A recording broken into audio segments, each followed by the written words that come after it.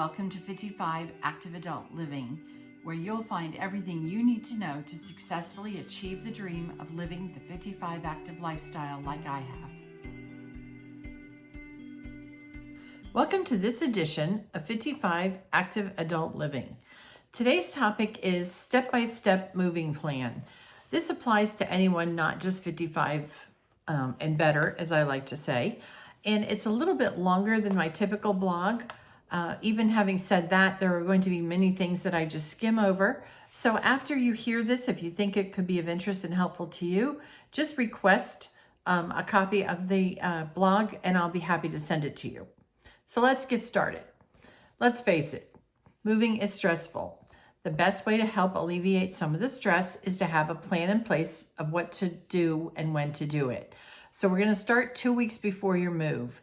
You're going to interview moving companies and get estimates. You're going to figure out if you need to rent a truck and help move yourself. You're going to see if you need a storage facility, and you're going to make arrangements for accommodations where you're moving to if you cannot move directly into your new home.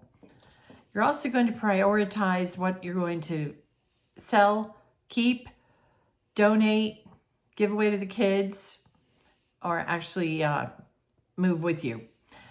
This is a whole topic in and of itself. I have a whole blog related just to this issue of downsizing, and I can share you with this as well. Get all of your necessary medical records from all of your doctors, the specialists, your dentists, and don't forget your furry friends. You'll also need your vet records where you're going.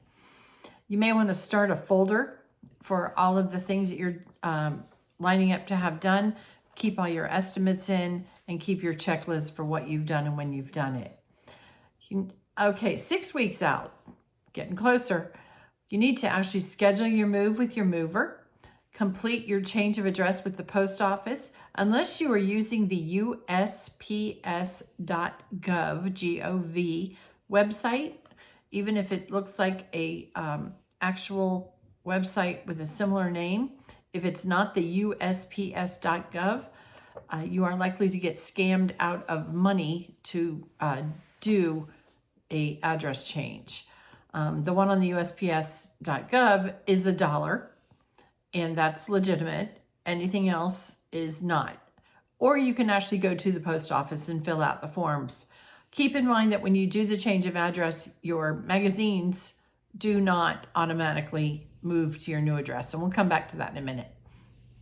All right, start packing. You're going to start packing the things that you know you're not going to need for a while. So if you're moving in January, you can of course pack up all your seasonal holiday decorations, dishes, etc. You're probably not going to need your summer clothes for a while. Depending on your move time frame, you'll need to pack only your essentials for what you need until you actually get into your home and can unpack everything. So you can start that packing process. One important thing when you're packing up your things, the more specifically you label the boxes, the happier you're going to be. At the bare minimum, put on the box what room of the home that it goes into: master bedroom, office, garage, guest bathroom, and also put an address label on the box. This is your address label for your new home. Your things are in all likelihood going to be on a truck, and the longer you move, the more likely this is, with another family or even 2 or 3 families' things. So you want your boxes readily recognizable as belonging to you, so that they don't get sent to some other family when their things are being offloaded possibly before yours. So the address label and specific of what's on the box. The more specific, the better. You will thank me later when you're unpacking your boxes and you know what you need, where you need is in that box, and you can find it without going through every box in the house.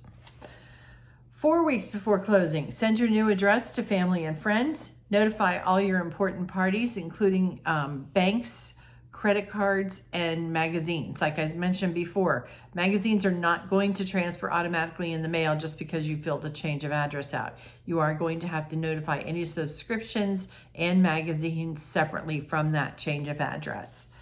Contact your insurance company to make sure that you have insurance on your items while they are in transit during the move, either on the insurance of the home you're currently in or in the home that you're going to, or possibly both, because you may be canceling the insurance on the home you're leaving. Just make sure that you have coverage on the things that are in transit, and don't cancel that coverage until you actually are in possession of your things again and know that they are in the condition that they're supposed to be in. Don't rely on the insurance for the mover.